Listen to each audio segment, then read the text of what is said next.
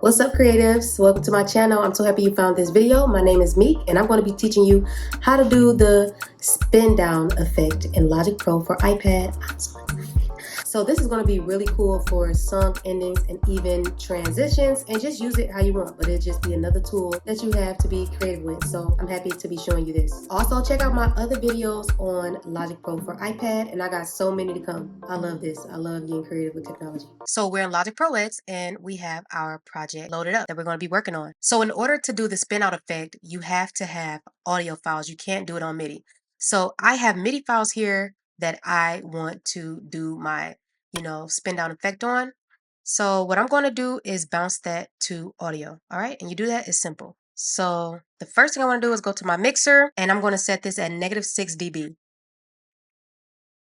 So the reason I'm setting at -6 dB is because I don't want it to be distorted when I bounce it. Okay. So close out of that. Then I'm going to hold my screen down and cover my two MIDI tracks that I want to bounce. Double tap, go to bounce and join, bounce in place, then bounce. And I have my normalize off. It automatically comes on. Again, normalize makes the files a little louder, so I turn mine off. Right? Then I go to bounce. All right. So then it did that. Perfect.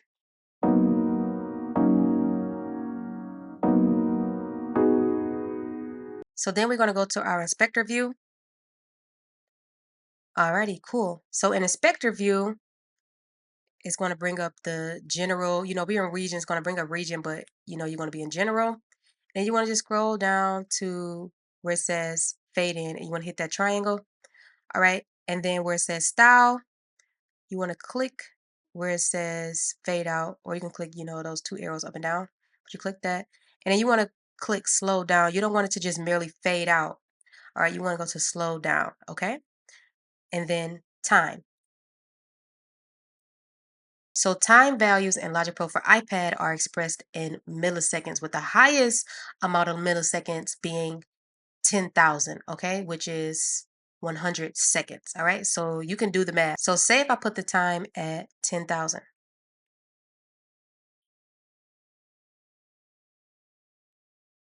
All right, it covers a lot. 20,000. So say I put it at 50,000. All right, it won't go. So the highest it can be is at 10,000. So there's 4 different ways you can affect the length of your fade out for your slowdown effect, okay? You can, one, drag it up or down. I do this with my Apple Pencil or my finger. You can drag it up or down. All right, which I don't like doing that because, as you can see, I'm gonna zoom in on my audio file. It didn't do much, and I'll be scrolling up for a long time. Another way is that you can manually import the number. So I know for the slowdown effect, you're going to need to be at 2,500 to 3,000. All right, so I'll put it at 2,500. Push done, and then boom, you can do it like that. That's the second way. The third way is using the decrement and increment, arrows. And these are really, you can tap upward. Increment just means to increase, decrement means to decrease. But you can tap upward and you can just get really specific on, let's zoom in some more. You can just get really specific and precise on where you want your fade out to be. So it's at a acute angle right now. The fourth way is the scroll wheel, which kind of reminds me of a telephone. You can scroll it right to increase the amount of fade you want. And I'm going really, really fast. All right, as you can see, it's covering more and more and more and more and more and more and more and more and more. And if you scroll left, it goes down, it decreases. All right. All right. So that's 4 ways. So I'm going to keep it here for now. All right. Don't worry about the type for the slow down effect. And our curve, the curve can be 3 things. It can be rounded, it can be at this acute angle, or it can be at a inward V, as I like to call it, okay? So with the curve, you can affect the amount of curve and the shape of it as well. So you can edit the curve amount in 4 different ways. Same way you can, drag it up with your Apple Pencil or your finger. And as you can see, it's getting rounded as you go up. So for curves, staying in the positive range will give you a rounded curve shape, okay? And the highest amount of curve you can go up to is 99, all right? Now, if you go to the negatives, if I scroll down with my Apple Pencil or my finger, you can see it's becoming more of a V shape, all right? And the lowest you can go is negative 99, all right?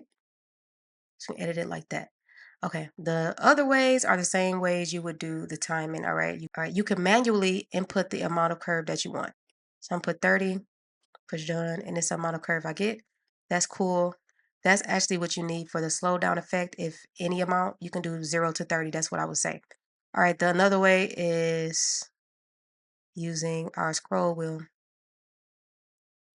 But you can play around with this to do different slow down effects. Let's play and hear what we have. Right now, the time of our slow down effect is at 3,498 and our curve is at 0.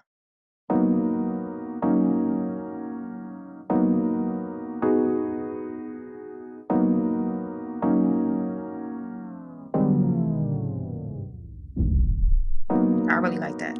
All right, so the numbers that you really need, let's put them in. It's really just 3,000. And 3,000 keeps us at a, acute angle. And a curve, we can do 30. All right, let's try that.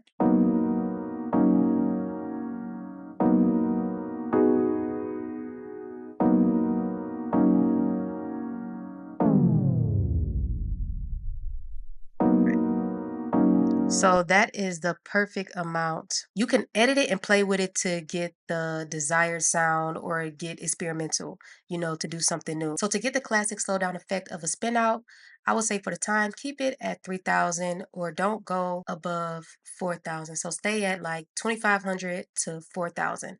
And for the curve, I would stay at 0 to 30. All right, but let's experiment. Let's go to like negative 30 or negative 30 range. Let's do negative 30. All right, let's see what it sounds like.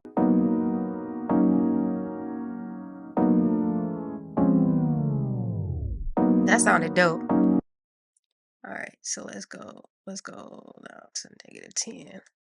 All right, that's a shape. It gave us a negative 10. All right, yay. I like that.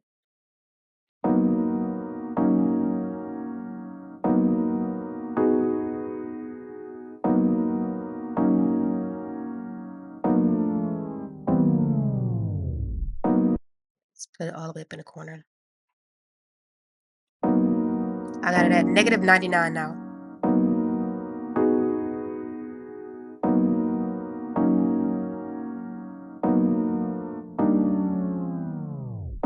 All right, so that is how you get the spin out effect in Logic Pro for iPad.